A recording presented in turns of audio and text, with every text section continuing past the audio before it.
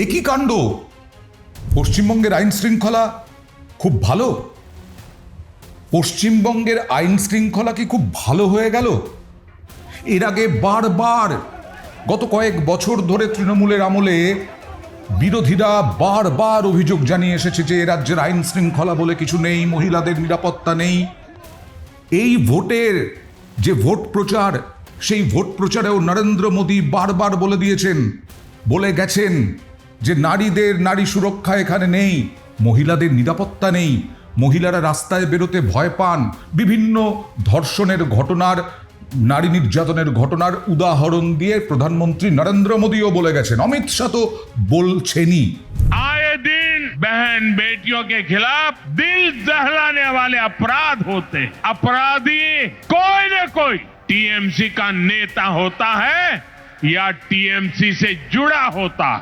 बलात्कारियों को संरक्षण देती है। কিন্তু বারবার এই ভোটে, বিশেষ করে বিধানসভা ভোটে এবং লোকসভা ভোটে নির্বাচন কমিশন তো আইন শৃঙ্খলার ভিত্তিতেই, আইন শৃঙ্খলা নেই, আইন শৃঙ্খলার খুব খারাপ অবস্থা এবং সেই কারণে প্রচুর পরিমাণে দফায় ভোট হয়।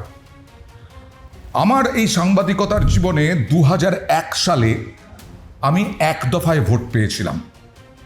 2001-এ এক দফায় ভোট হয়েছিল, 10ই মে ভোট হয়েছিল, এটুকু আমার মনে আছে। কিন্তু তারপর থেকে আর এক দফায় ভোট পাইনি। বিশ্বাস করুন, এই যে 8 দফায় 9 দফায় ভোট হয় না, 7 দফায় ভোট হয়, আমাদের সত্যি বিরক্তি লাগে। প্রতিদিন মনে হয় কবে ভোটটা শেষ হবে, কবে ভোটটা শেষ হবে। প্রচুর খরচও হয়, নির্বাচন কমিশনেরও খরচ হয়, সরকারেরও খরচ হয়, আমাদেরও খরচ হয়। কিন্তু কোনো দিন আজ পর্যন্ত এক দফায় ভোট পাইনি। এবারই সব কিছু যেন নজিরবিহীন। এবার একেবারে 2 দফায় ভোট। তাহলে তো 23 এপ্রিল 29 এপ্রিল ভোট হবে। এমনকি বিজেপি নেতারা, বাম নেতারা বারবার করে বলেছেন বোমাবাজি, খুন খারাপি, এই সমস্ত কিছু হয় শুধুমাত্র পশ্চিমবঙ্গে। হয় না এটা কখনোই বলা যায় না, হয় হয় হয়। ভোটের দিন হয়, মনোনয়নপত্র জমা দেওয়ার দিন থেকে শুরু হয় রাজনৈতিক দলাদলি, রাজনৈতিক সংঘর্ষ, খুনোখুনি, রক্তারক্তি এখানেই হয়, পশ্চিমবঙ্গে হয়, এটা অস্বীকার করার কোনো উপায় নেই। কিন্তু সেই রাজনৈতিক দলাদলি, রাজনৈতিক হিংসা, রক্তারক্তি তাহলে কি ভালো হয়ে গেল আইন শৃঙ্খলার দিকটা? কারণ 2 দফায় ভোট। এর আগে 2006-এ যখন 235টা আসন নিয়ে এসেছিল বামফ্রন্ট, তখন 5 দফায় ভোট হয়েছিল। 2011 পরের বিধানসভা নির্বাচন 6 দফায় ভোট হয়েছিল। 2016 মানে 2011-তে তৃণমূল এলো, তারপরে আবার যখন তৃণমূল এলো, জোট সরকার গড়বে এরকমটা হাওয়ায় ভাসছিল, সেই সময় তৃণমূল এলো, 6 দফায় ভোট হয়েছিল। 2021 এই আগের বিধানসভা নির্বাচনে 8 দফায় ভোট হয়েছিল। এমনকি লোকসভা নির্বাচনও তাই। লোকসভা নির্বাচনে 2004-এ, একমাত্র 2004-এ 1 দফায় ভোট হয়েছে। তারপর থেকে দেখুন 2009-এ 3 দফা, 2014-এ 5 দফা, 2019-এ 7 দফা, 2024-এ 6 দফা। অর্থাৎ গত 2 বছর আগে যে লোকসভা নির্বাচনটা হয়েছে, সেই নির্বাচনেও 6 দফায় ভোট হয়েছে, লোকসভা ভোট। তাহলে এবার কি হলো? এবার মাত্র 2 দফা। এমনকি বিজেপি পর্যন্ত চেয়েছিল 1 দফা বা খুব বেশি হলে 2 দফায়। সিপিআইএম চেয়েছিল 1 দফা বা খুব বেশি হলে 2 দফায়। কংগ্রেস চেয়েছিল 1 দফা বা খুব বেশি হলে 2 দফায়। অর্থাৎ সবাই মোটামুটি বিরোধী দল, যারা কলকাতার নিরাপত্তা নিয়ে প্রশ্ন তোলেন, যারা পশ্চিমবঙ্গের নিরাপত্তা নিয়ে প্রশ্ন তোলেন, আইন শৃঙ্খলা জনিত ব্যবস্থা নিয়ে প্রশ্ন তোলেন, তাঁরাই 1 দফা বা খুব বেশি হলে 2 দফায় ভোট চেয়েছিল এবং নির্বাচন কমিশন তাতেই সায় দিল, অর্থাৎ 2 দফায় নির্বাচন। তাহলে কি হিংসা, রক্তারক্তি এই সব কিছু থেকে পশ্চিমবঙ্গ একেবারে সার্টিফিকেট পেয়ে গেছে? তাই কি 2 দফায়? এটাই তো সব থেকে বড় প্রশ্ন। যে তৃণমূলের আমলে 2011 6 দফা, 2016 6 দফা, 2021-এ 8 দফা, কিসের ভিত্তিতে 2 দফায় ভোট, 152টা প্রথম দফায় এবং তারপরে বাদবাকিটা একেবারে উত্তর দক্ষিণ এইভাবে ভাগ করা হয়েছে?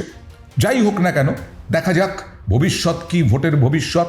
সবটাই নজিরবিহীন বলছিলাম। এবার নজিরবিহীন কি হলো? ভোটের নির্ঘণ্ট প্রকাশ হলো।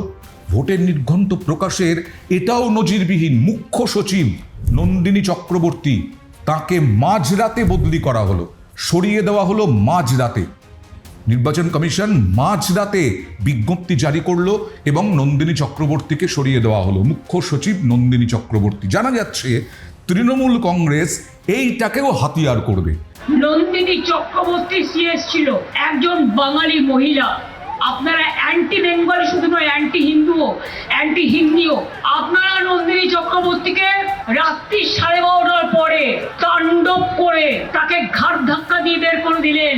একবার রাজ্যকে জিজ্ঞেস করার প্রয়োজন মনে করলেন না বিজেপি দালালি করতে গিয়ে। ঠিক আপনাদের, লজ্জা আপনাদের। এই নন্দিনী চক্রবর্তী তিনি মহিলা মুখ, আর এক হচ্ছে মুখ্য সচিবকে সরানোর এখনো পর্যন্ত সেরকম কোনো সাম্প্রতিক অতীতে কোনো উদাহরণ নেই। স্বরাষ্ট্র সচিবকে সরানো হয়েছিল, এর আগে অত্রি ভট্টাচার্য স্বরাষ্ট্র সচিব ছিলেন, তাকে সরানো হয়েছিল। ডিজি, কলকাতা পুলিশ কমিশনার বা জেলায় পুলিশ কমিশনার বা পুলিশ অফিসারদের বদলি, এটা ভোটের আগে নির্বাচন কমিশন করেই থাকে। কিন্তু মুখ্য সচিবকে সরিয়ে দেওয়া এটা নজিরবিহীন। এবং কখন?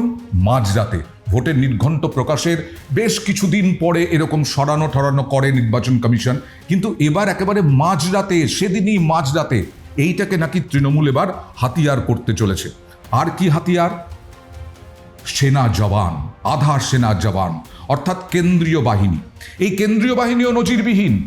2 দফায় ভোট, দফা কমিয়ে বাহিনী বাড়ানো হচ্ছে। 2 দফায় ভোট, এর আগে নজিরবিহীন ছিল যে অনেক আগে কেন্দ্রীয় বাহিনী নিয়ে এলো নির্বাচন কমিশন এ রাজ্যে, প্রায় 500 কোম্পানি কেন্দ্রীয় বাহিনী। এবার এই 2 দফার ভোটে 2 লক্ষেরও বেশি জওয়ান থাকবেন মোতায়েন, অর্থাৎ 2000 কোম্পানি বাহিনী নিয়ে যদি পরিসংখ্যান দিই তাহলে দেখা যাচ্ছে এটাও রেকর্ড পরিমাণ। গত নির্বাচনে অর্থাৎ 2024-এ প্রায় 1000 খানেক কোম্পানি এসেছিল, 1000 খানেক কোম্পানি কেন্দ্রীয় বাহিনী পাঠানো হয়েছিল। 2024-এর লোকসভা ভোটে 920 কোম্পানির বেশি কেন্দ্রীয় বাহিনী মোতায়েন করা হয়েছিল। 2021-এ বিধানসভা ভোটে 1000 কোম্পানির বেশি কেন্দ্রীয় বাহিনী মোতায়েন করা হয়েছিল।